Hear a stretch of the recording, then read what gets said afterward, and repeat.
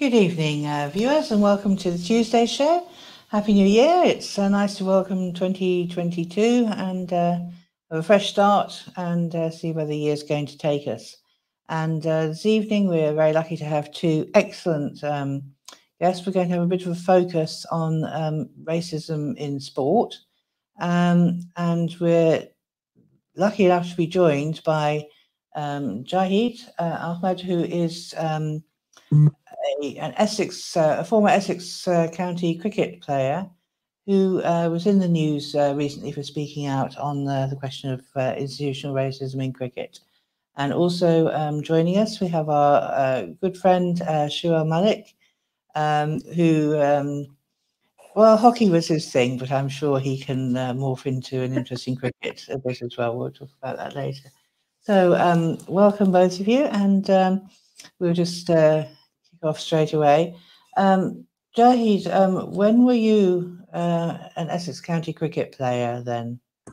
Hi, Jenny. Yeah, thanks for having me, firstly. So I've joined back in 2003 when I was playing for Essex under-17. And then the following year, I went to academy. And finally, I managed to get myself a contract back in 2005, all the way until 2009. So I was there 6 years altogether, playing 4 years professionally. Many of our viewers will be tuning in because they just love the cricket, but some of them might be saying, cricket?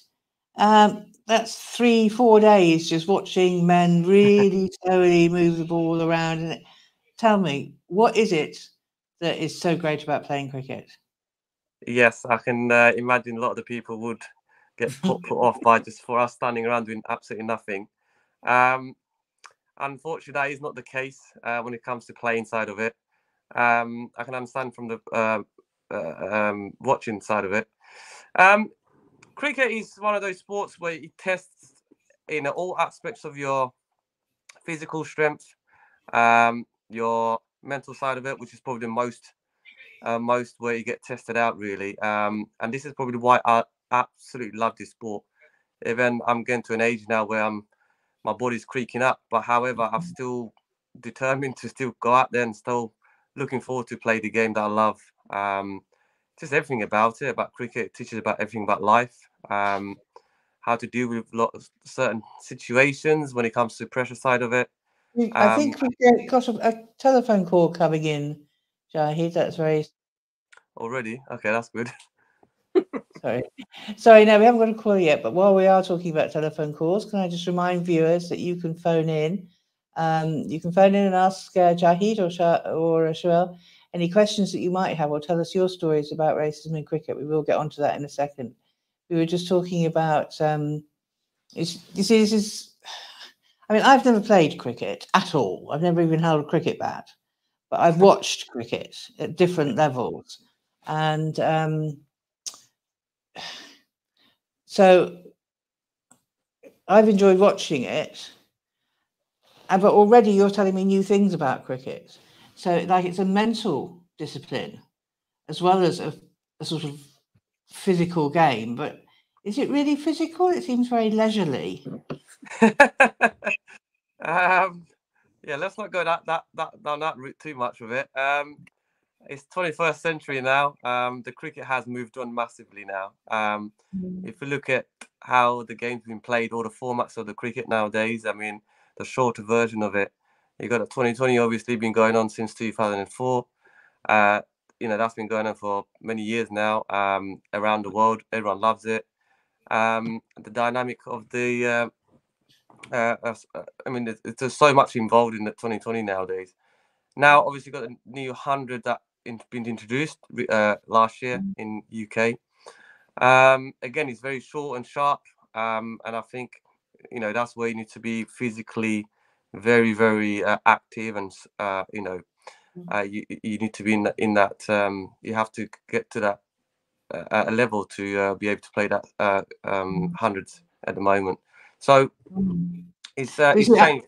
It's all changed now. Yeah, I remember when you know, I'm afraid I have watched test matches with Geoffrey Boycott playing. Wow. And I remember when a young player called Randall, I can't remember, Derek Randall, was it? Derek Randall, yeah. Derek Underwood is one as well, yeah. Derek Underwood. And Underwood was very slow because he was a slow bowler, wasn't he? Correct, yeah. And we have got a call coming in now. Sorry, we were just. Hello, caller. Can I ask who's calling? Hi, good evening. My name is Muhi Mikdad. Muhi, that's lovely to hear from you because I know who you are. You were one of the organisers of that London Sportif event. Yes. Earlier this week, weren't you? We were just talking about that in the studio before we came on air. So can you tell us a bit about what happened? It was a bit of a memorable week for Tower Hamlets in the cricket. Just before I go there, thank you very much. It's very good topics you guys bring into the show. And as in my opinion, sports should be a place for equality and diversity for everyone. Everyone should be welcoming. Sometimes we see racial abuse in the sports, which is not be acceptable, and it's very sad. We've seen in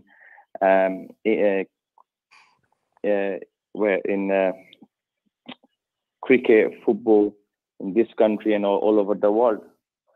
The main idea is we all need to accept the diversity, and also it's very important as an individual responsibility. Welcome everyone in the team.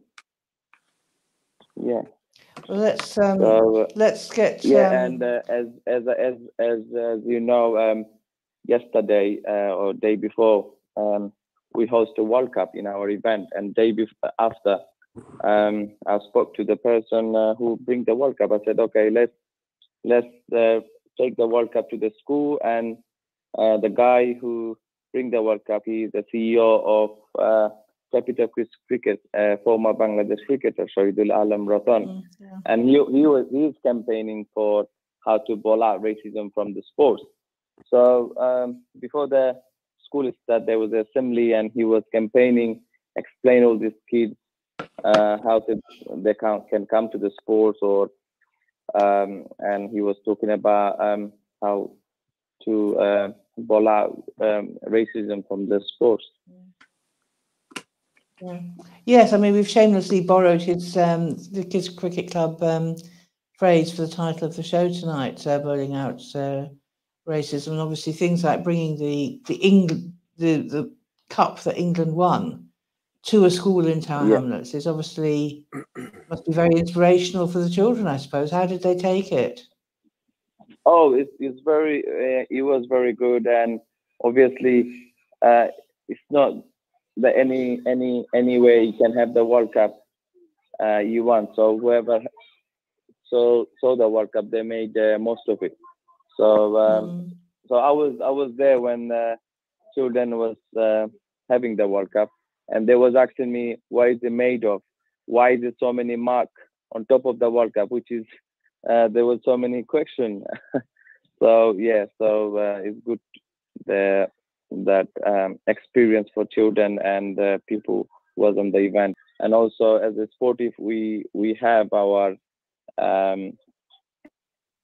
award ceremony on Sunday. So it was a surprise for everyone was on the event, and we host the World Cup, represent World Cup, what was owned by England in 2019. And no one knew that we're gonna have a World Cup. So it came secretly on the stage, and we can actually share that. We can actually share that moment, Muhi, because we do actually have a video of you speaking at the London Sportif event and unveiling the cup. So if that's okay with everybody, we'll just pause for a moment and just watch it. I think it's less than a minute, but the actual unveiling of the World Cup in Tower Hamlets. Ladies and gentlemen, everyone in this event, this is the moment for everyone to enjoy.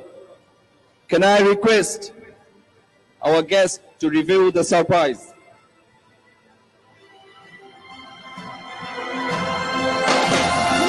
Welcome to ICC World Cup, to London Sportif Awards Ceremony 2021.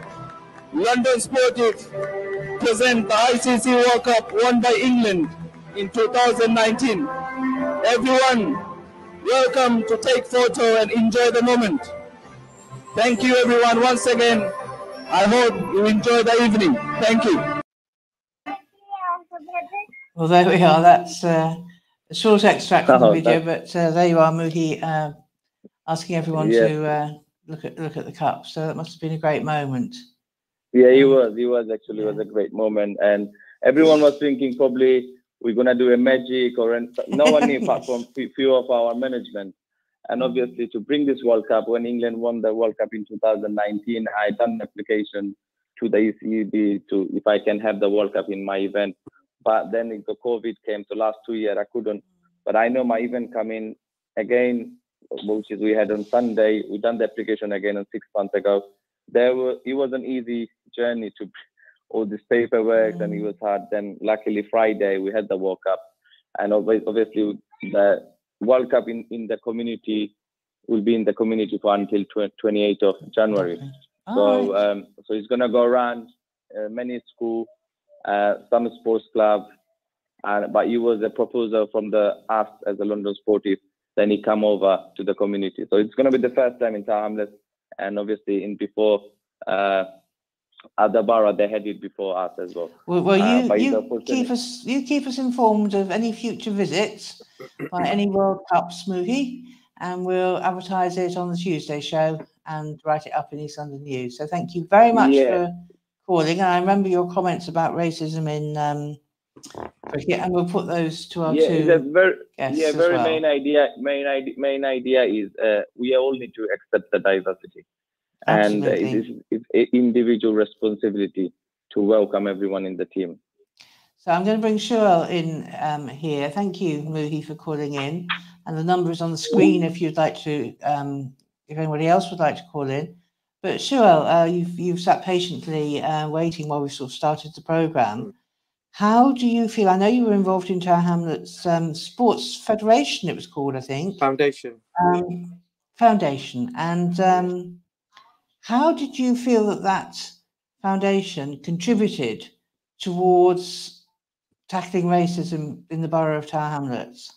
Do you know, one of the main things the foundation provided is opportunity and access regarding different sports from different backgrounds and so on. Obviously, hockey is a very private school, just like cricket sport, and the foundation provided those platforms for the kids within the community to get involved, take part in a sport, and compete in a sport against other backgrounds, cultures, and so on. So I'll give you an example. We used to take kids to Worcestershire, which was predominantly white background, and they used to go out there, play, have fun, stay in residential and so on, and they used to meet the people from different backgrounds.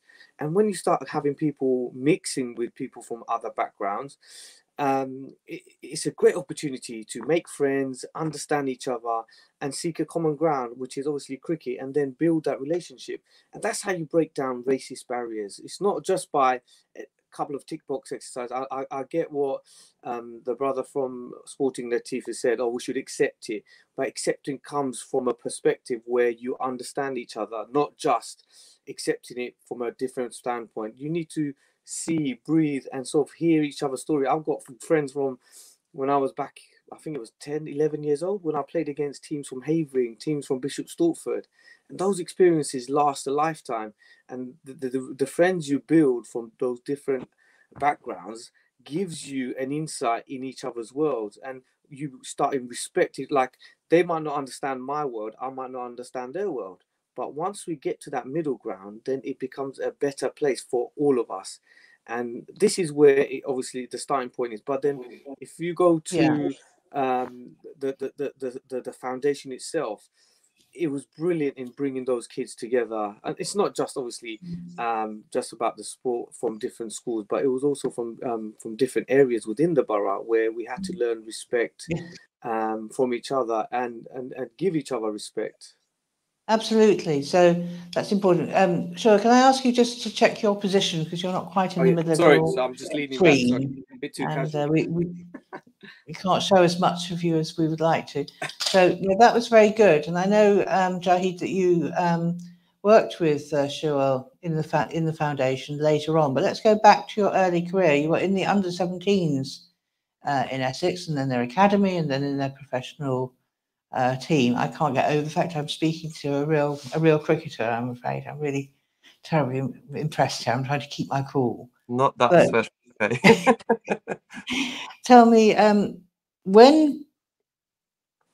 were you the only ethnic minority player, the only black player, or the only Asian player? Or Not quite. when So did it first hit you that there's no equality? So I would say when I was in the under-17 squad, I mean, we did had various minorities there. I mean, mainly from India and Pakistan.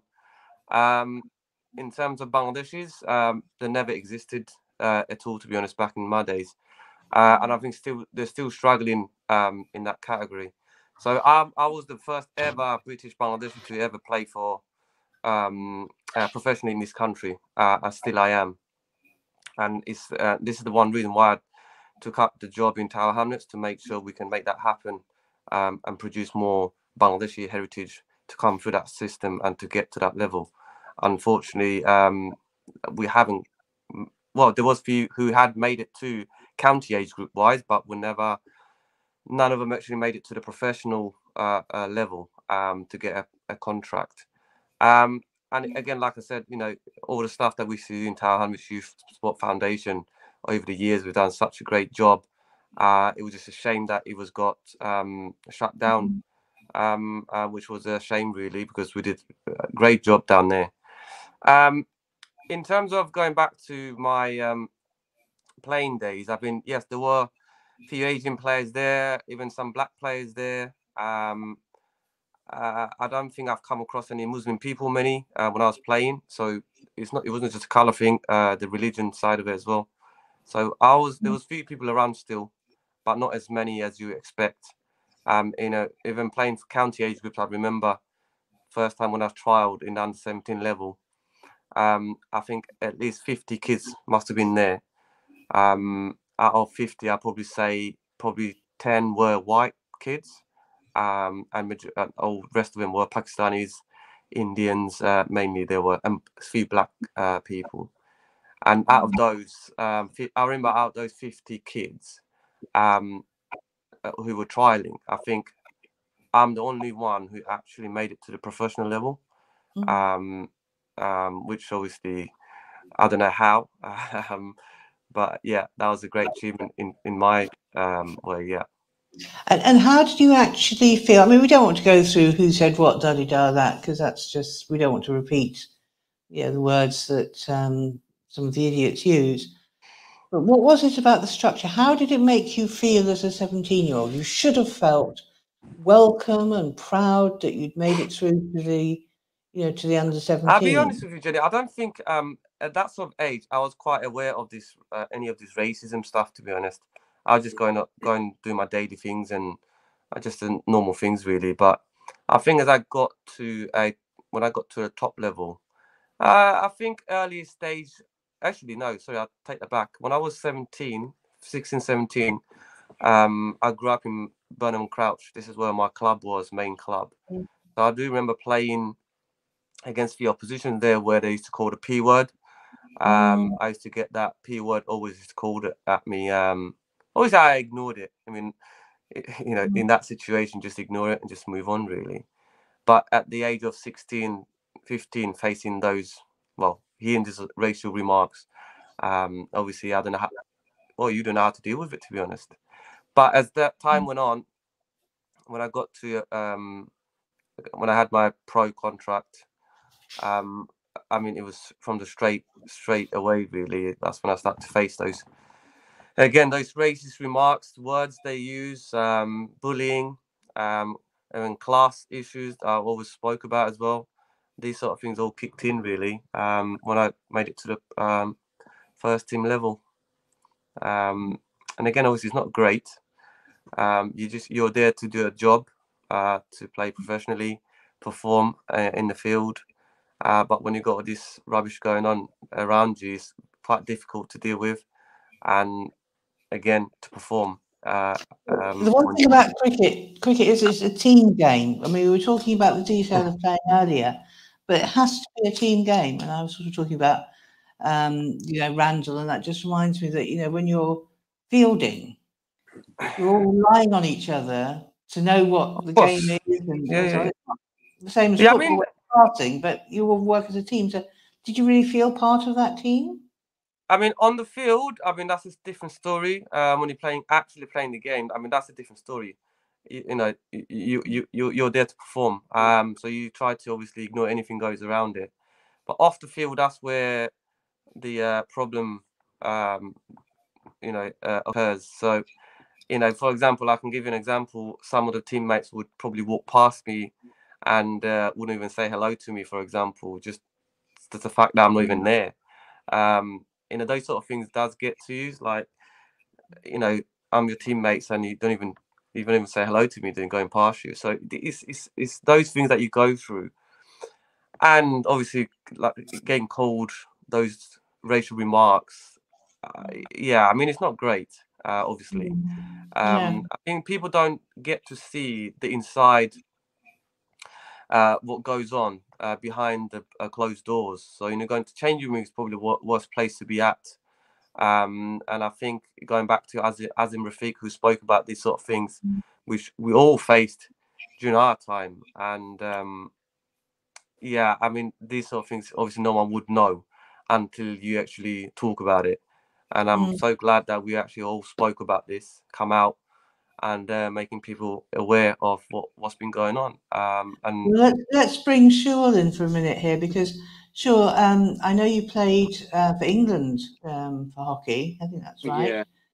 And do I remember? Did you play for Essex hockey team for a while? Yeah, played Essex, East of England, and on to England. Yeah. So, is what Jahid is saying, does that resonate with you at all? How did you find the hockey team? Do you know what? There were cases of where definitely agree with when people were like, obviously there was a class system as well, where we would come from the state school and you had the public school system, and you would feel awkward, feel out of place, and it just felt uncomfortable. Where obviously some people you see characters where they would talk to each other from their own sort of background, and then you're left alone by the side. But luckily, one of the things that we had, which was really good, like we were one of the best school teams in the country. So we would normally have 2 or 3 of us together, and we would always have our own back and get on with those things really. So that didn't really phase us too much. We just got on with it, and we let our hockey do the talking rather than worry about what people said. I do remember when we got to a national final once, and this private school team actually told us, "You don't belong here. Go home, you P word," basically. And I vividly remember this. And I'm thinking, what? So we just sort of we just sort of moved on from that, and just the following year we went on to win the competition. So it just gave us a bit more motivation really to do well. And back then, obviously, those things you can say, you can hear, but you couldn't do anything really, because it was just something you just heard and just moved on. There was no processes we didn't know any processes involved that we can sort of highlight those issues. We just got on with it really. So Jahid, how did you actually deal with the racism and the structural racism and as well as the insults in the Essex team? I mean, were you on your own when you got that professional contract? Did you have other people who were also suffering from racism to talk to? Look, I mean, back when we were playing, I mean, of course, everyone were there. I mean, we all faced these sort of racial remarks. Now, some of us obviously took it fine. I mean, they just to brush it under the carpet and just move on, because end of the day, we are there to perform. We are there to do our job. So also we were scared of speaking out back then, because we didn't want to jeopardize anything with the team and our contracts. So obviously a lot of us, well, none of us said anything.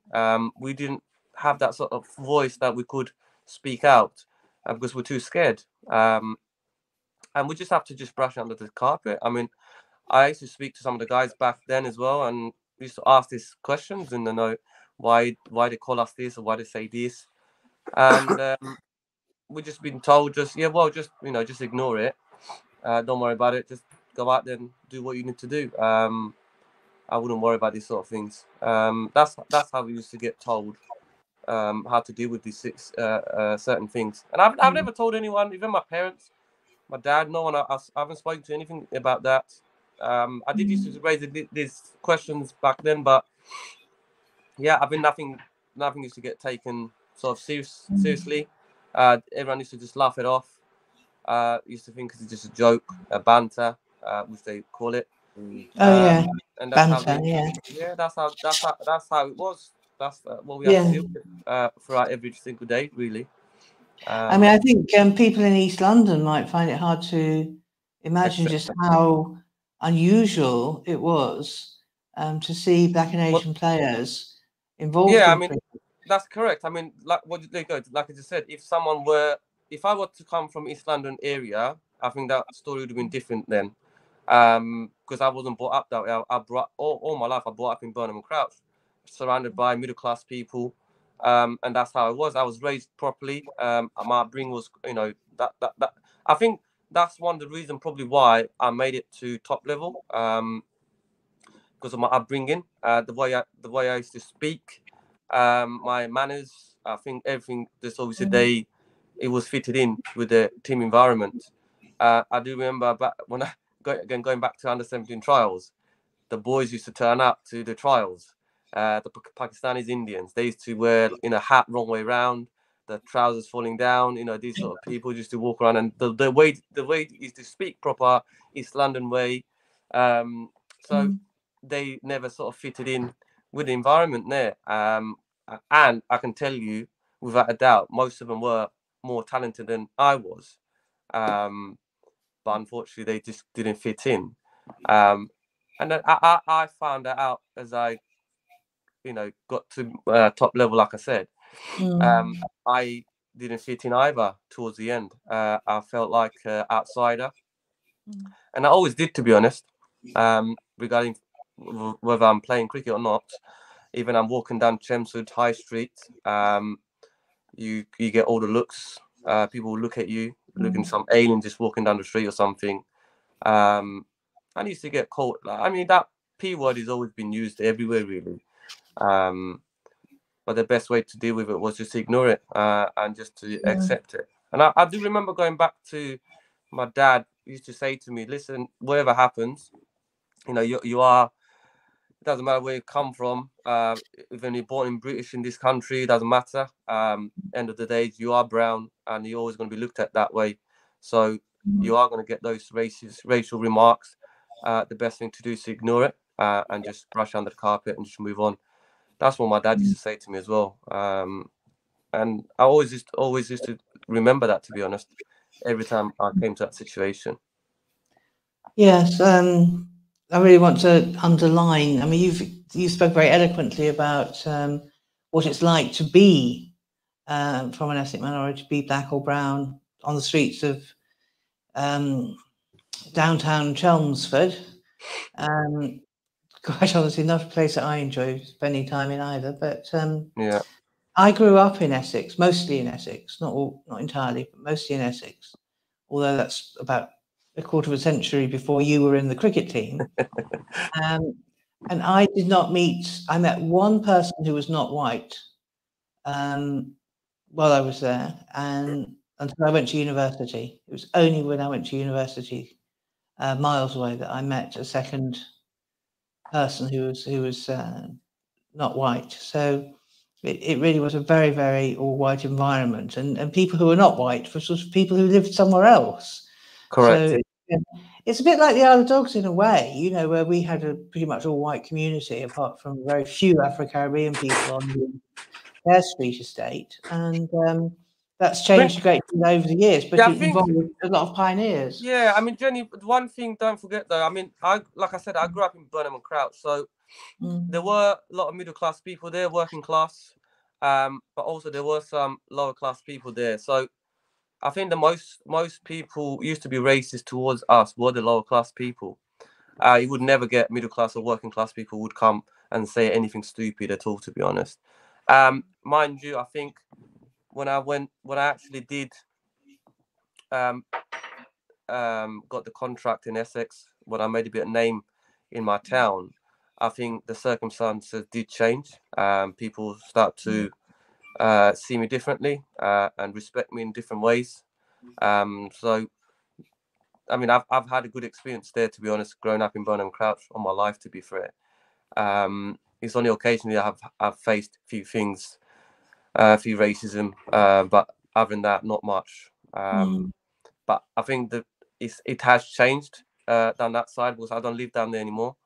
So it's changed a bit down there, apparently. Apparently it's growing. Racism is growing a bit more than what it used to be. There are a few more brown people and black people in that area there, I think, which people finding it difficult to accept for them to be around those areas. And I think, and I speak to a few of my friends still there, and they say the same thing, really, which is a shame, really, in a way.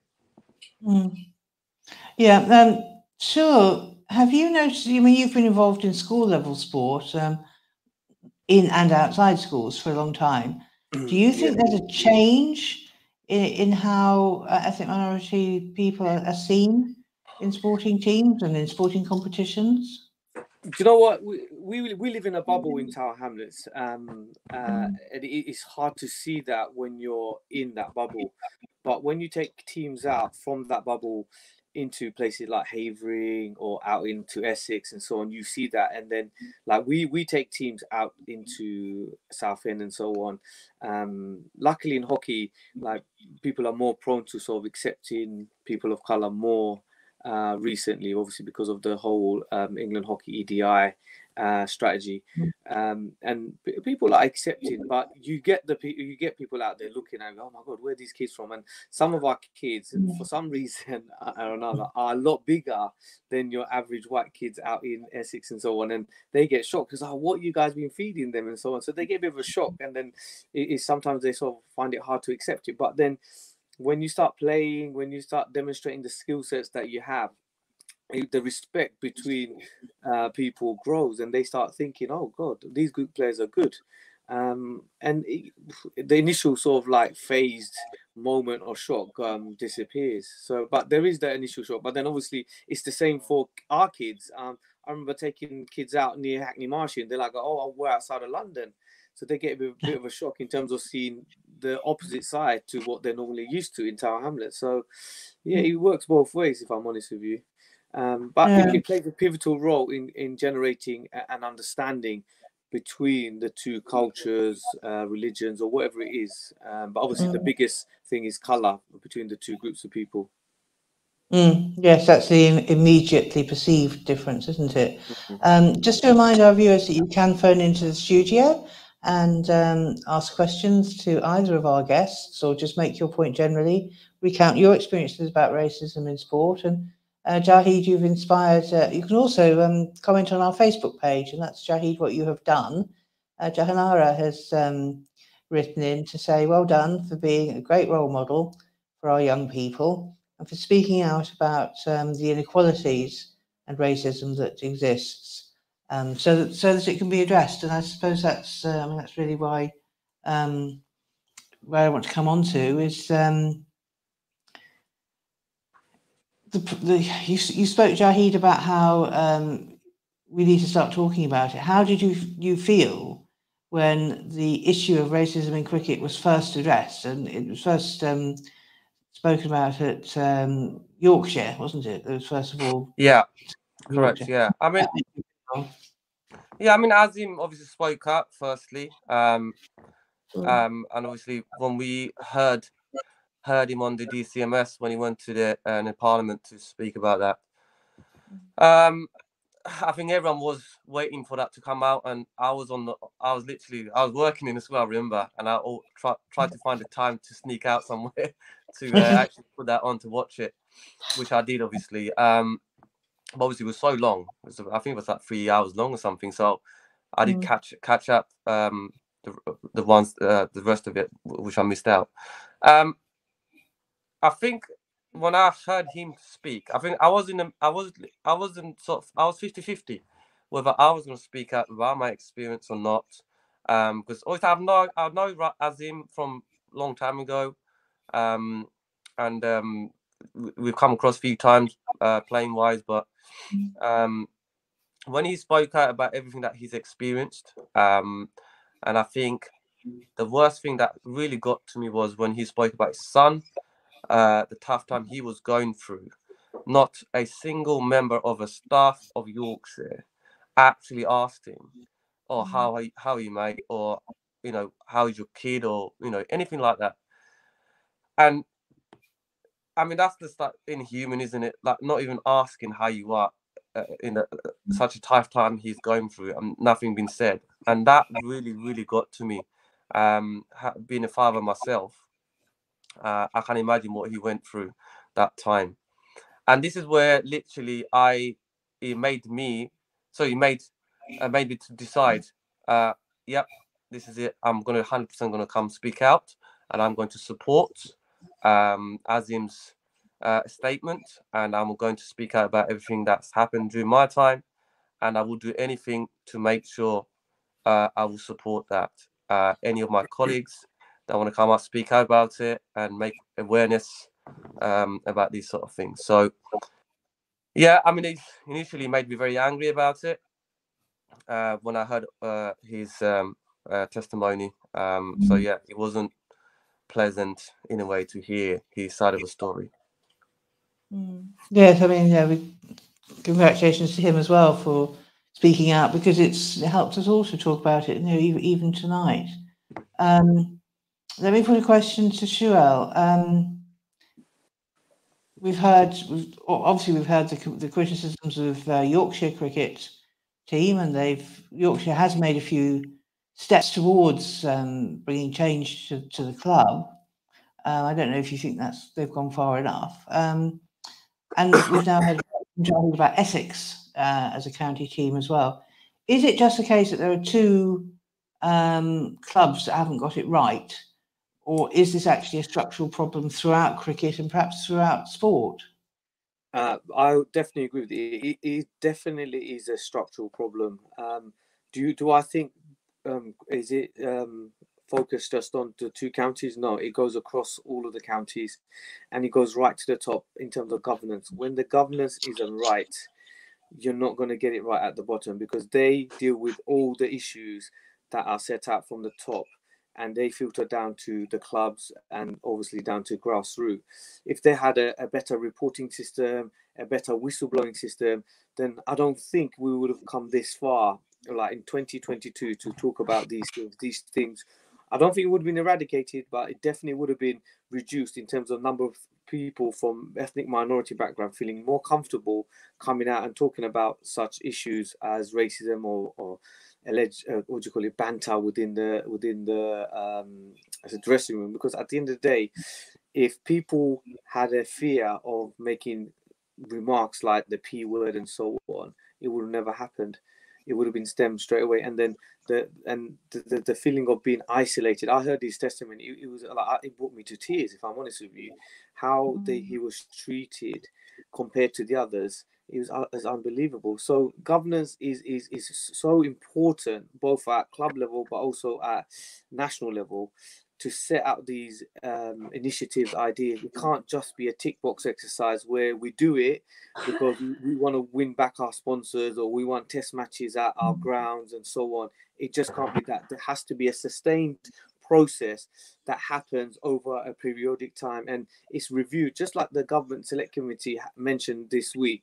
It needs to be reviewed periodically, so that way people feel like, well, we're going to be under the spotlight. We need to make sure we meet certain criteria. We report any incidents and it's dealt with properly. And I've seen it before myself, where we've raised issues in hockey and it hasn't been dealt properly, where we've just been dismissed, saying, oh, no, it's fine. And it gets passed down and then not accepted or so on. So it is so important that we look at this holistically and not look at it in isolation in two different countries. It needs to be done on a broader scale, and in some case maybe at international level, the ICC need to probably take note of this and see what they can do to make it a fairer and more equitable sport for all.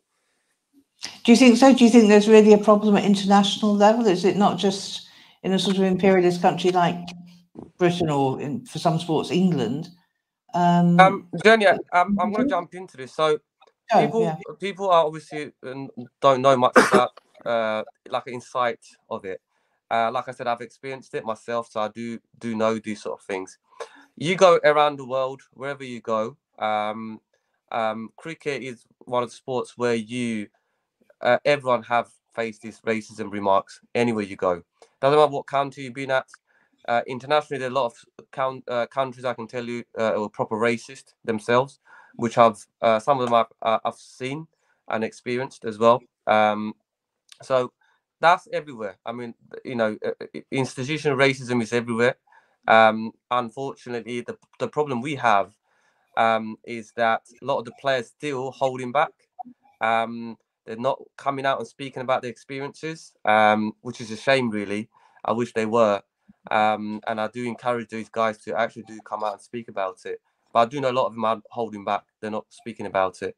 And that's probably because they don't want to jeopardize their positions and etc. So I wish there were some of the big players would come out and speak, because that would definitely support this campaign and what we're trying to achieve. And that way will make our case a lot stronger. Going back to ECB, for example, these guys obviously realized. It's been there for donkey years. ECB has always been one of those people where just they talk about it for a short period of time and just brush under the carpet and just move on from it. Then you make a noise again, then take action. But it's never been sustainable. They always try to do a shortcut. And I think this time they've realized there's no shortcut anymore. They must take action.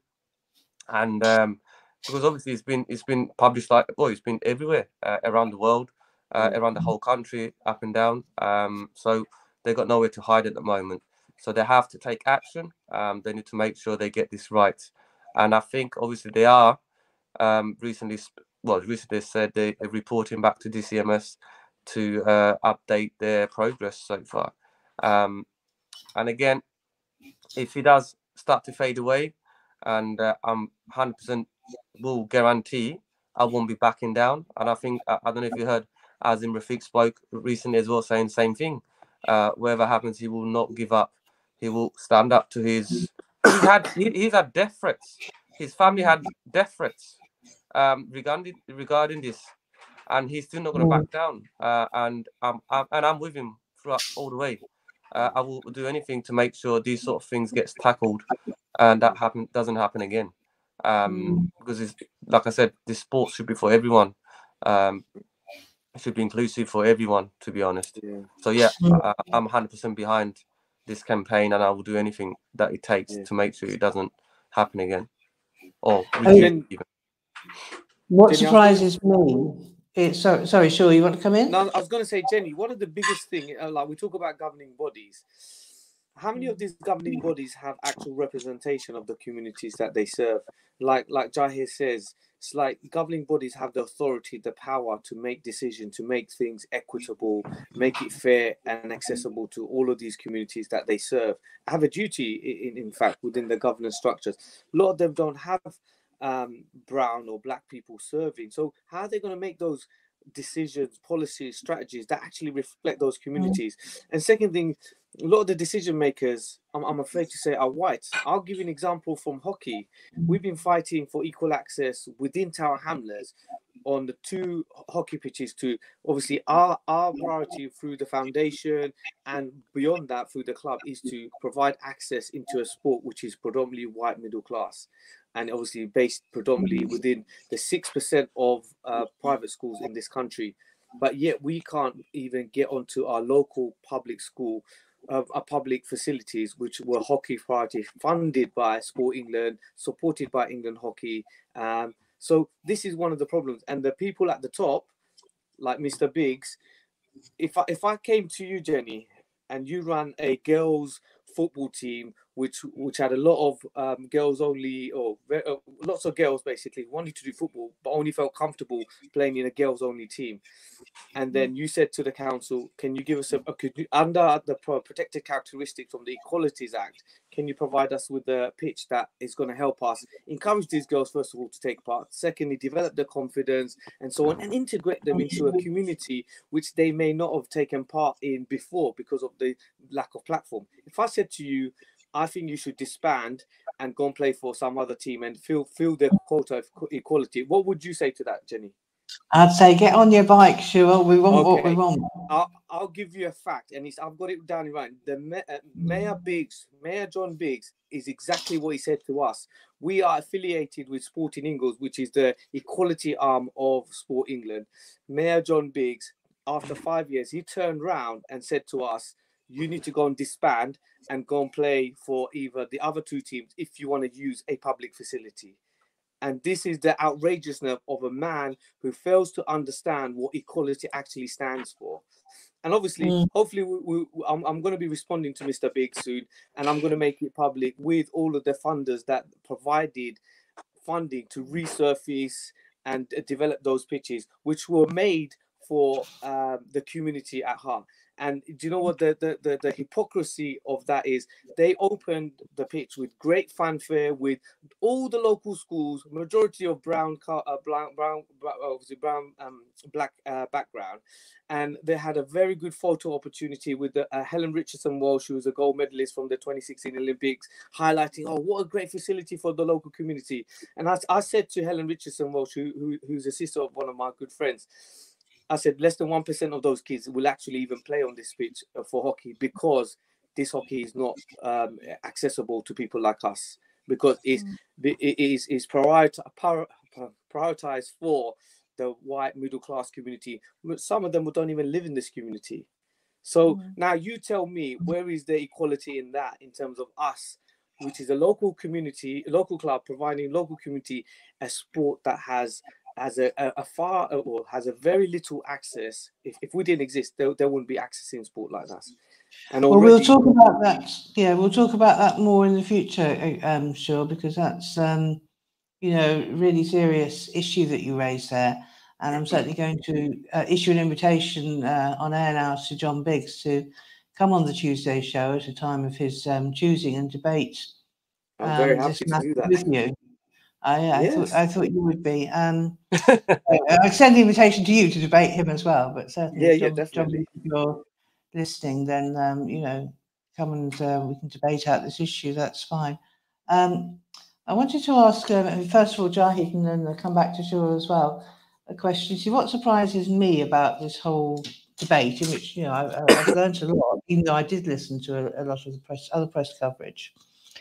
It surprises me that very few white players have spoken out. I find myself from time to time going into circumstances where either it's an all-male platform or it's an all-white platform, and I make a point of always saying something about that, about raising an issue about the colour of a meeting or whatever. But should we be doing that? I mean, obviously, I'm a white person here, but do you welcome the idea of white players speaking out about how they feel uncomfortable at the sound of racism, at the sight of structural racism? Or should we actually not push in, but because this is about black and ethnic minority you lead the campaign? I don't think there's any issue with that, Jenny, to be honest. I think, of course, you are allowed to talk about it. If you were to experience that, then you would speak out and talk about it and make sure you stamp it out. Yes, of course you do. You should do. You shouldn't be silent about it. I do know there's few players did approach me. Obviously, they have spoken to me about it to say, hope you're all right. This and that, which was nice. However, I would have liked to see some of those guys actually sort of defending my statement, sort of my allegations in a way. However, I don't think that will ever happen. I think that's a very big thing to do, to be honest. I think a lot of them would be their friends, so they would jeopardize their friendship. So I think that in a way that a lot of people are quite scared to speak out, just in case if it comes and bites them as well. And I think that's one reason probably why a lot of people are keeping quiet, and a lot of them pretending that they don't even know what's happened, which is obviously a lot of rubbish. You know, again, going back to like Michael Vaughan, for example, when he was accused about it, and for him to say these sort of things, and I'm thinking, well, clearly, you know, these sort of things, it was culture back in the days. You know, those big players used to make these sort of comments all the time about making those racial slurs, and for them to pretend that that never happened. And again, going back to what Azim said about, oh, you know, well, clearly because it's normal to them, because they didn't feel it was anything else. So it was just normalized, and that's how it was. And so a lot of the people did say a lot of the words where they just felt they didn't even know they were saying it, because that's how normal it was. So I think it's a very sensitive subject for some of those people to speak about it, and I think they're probably also scared to speak about it, just in case if they get done for something they have said it in their time. And I think that's probably why you're not getting that sort of a lot of white people speaking about it, or players even. Sure, what do you think about that? Should white people take a back seat and let black and Asian people lead the debate and the campaign?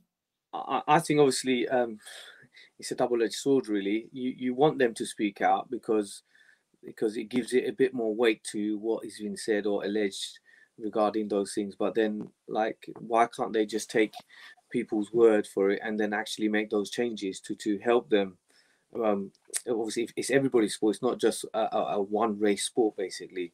I think if they did stand up and sort of come across and say, well, listen, I heard this, I heard that, maybe not name names, that will give it a bit more credibility, and then hopefully society will accept it as a way to sort of say, okay, we need to make those changes to help our community, the cricket community, to make sure that changes are lasting, and it's not just as I said, tick box exercise or a short-term solution, where it needs to be a long-term solution and sustainable, and then make the future kids who come into sport more comfortable in terms of taking it up.